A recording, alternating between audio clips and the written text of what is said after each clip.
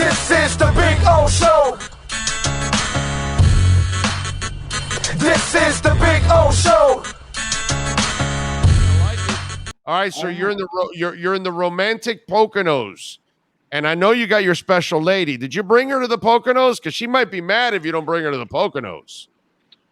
No, she couldn't make it this weekend. She's got a bunch of work, and it's a bit of a travel for her. So she couldn't make it. But one day. I follow you guys on social media, so I know that you got your special someone there. So I figured the Poconos, out of all places, she might demand to go. You know what I'm saying? So it's just one of those things. Well, by the way, I've never been to the Poconos. Describe the Poconos. Why is it romantic? Man, I don't know. I just know that there's a lot of forest, a lot of hills and mountains. I'm sure there's somewhere in there is probably some romantic getaway that I don't know about. Your romance is in racing. Your romance is at 200 miles an hour with your hair on fire, right? That's your romance right there, right? Pretty much. Yeah. Pretty much. That's the most I can get. The most that I know of. So how's the season gone so far, Ryan? The season's been, good. We've been figuring it out. We've been able to unload, with some of the better cars we've been able to bring to the racetrack. We've had a lot of speed. I mean, you saw it, Atlanta, we ran really well there. We've had a lot of great performances this year.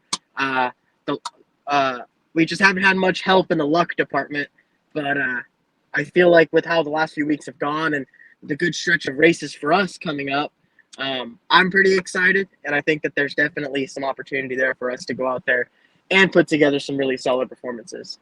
What do you like about this track that you're on now for this weekend? So Pocono has always been a place that has really fit my driving style. It's very wide open, very, a lot on throttle time. You have to really work with momentum. As you can tell, we're basically rock crawling right now. But we are, our cars always perform very well here too. JD Motorsports, our intermediate speedway program is just really, really good. And I'm very excited to kind of see, tomorrow when we do hit the track, how we race and how everything goes.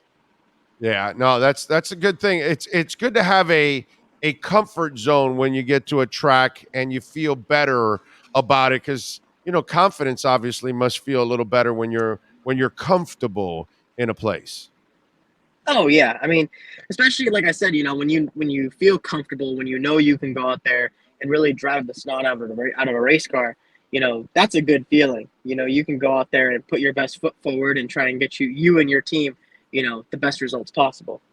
Yeah, I'm with you there, man. So challenges this week. How big is the field in Pocono? Is this when you talk about the size of this track compared to others?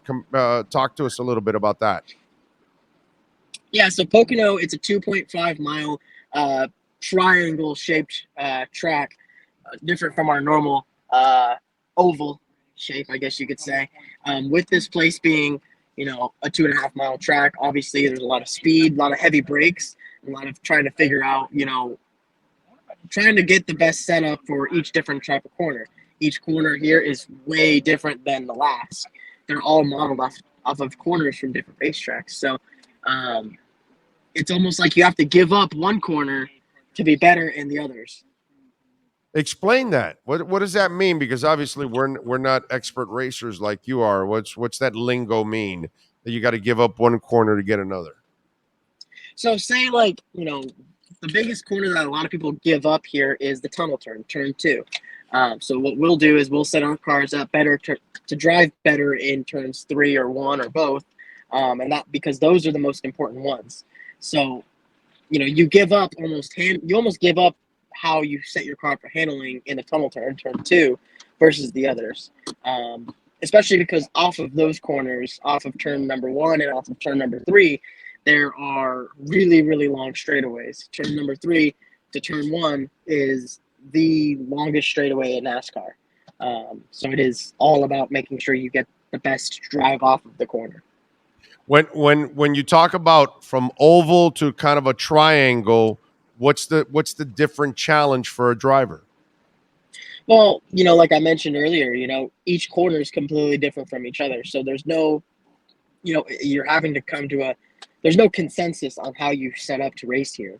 It's always about which corner works, which corner do you value the most, and that's where you get your speed from.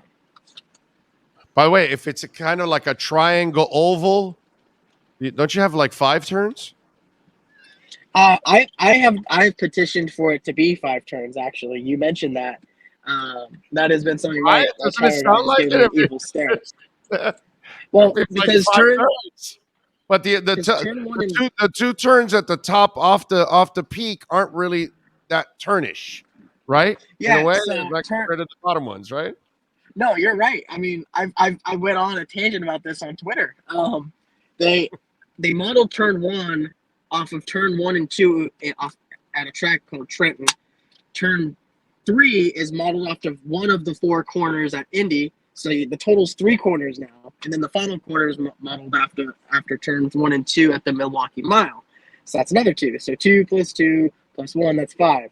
I've been on this, and I'm getting a bunch of evil looks right now, but it's And by the way, how I it is. follow you on Twitter. You could go on tangents. You're good on tangents. Oh yeah, Yes. I will harp on ridiculous things sometimes.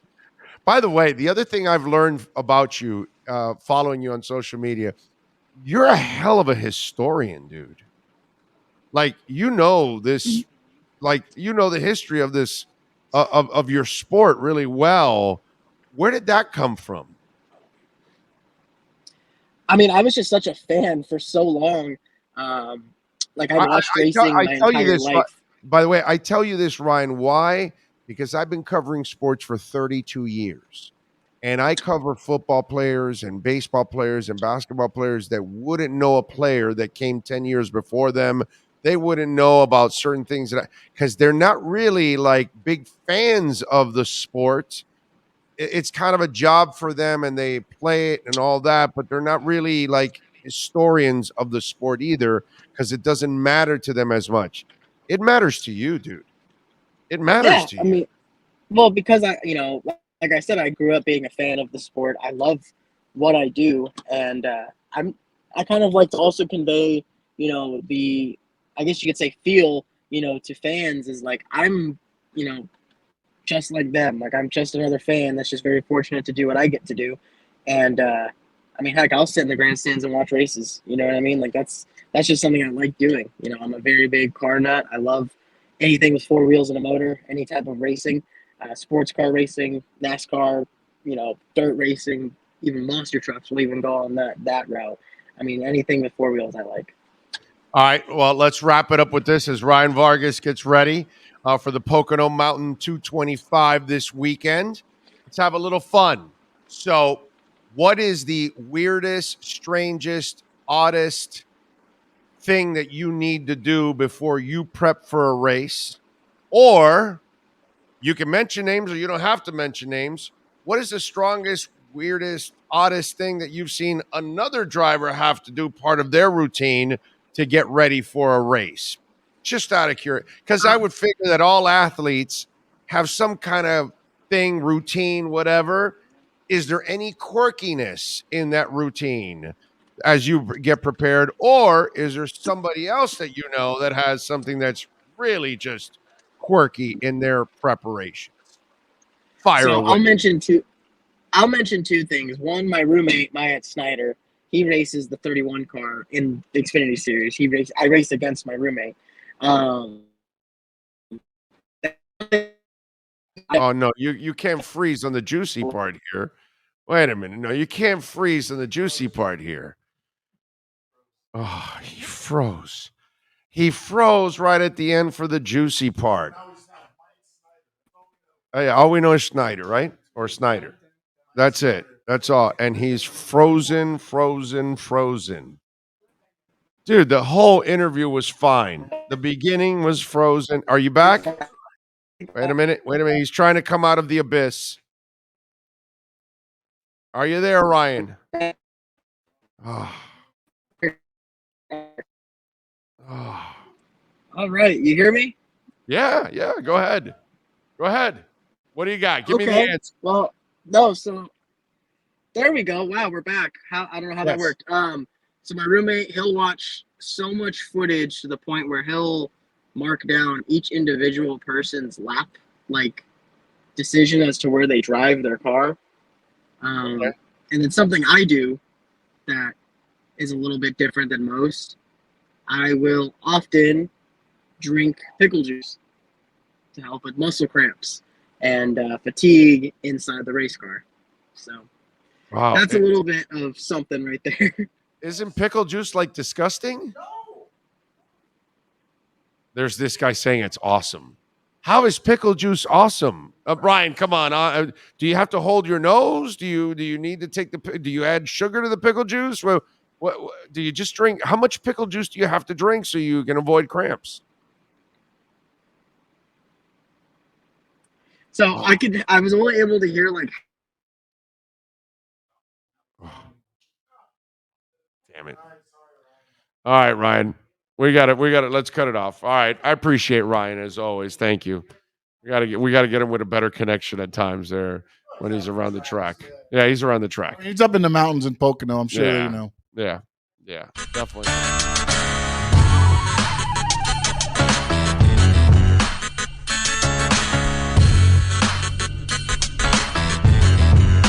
This is the Big O Show. This is the Big O Show.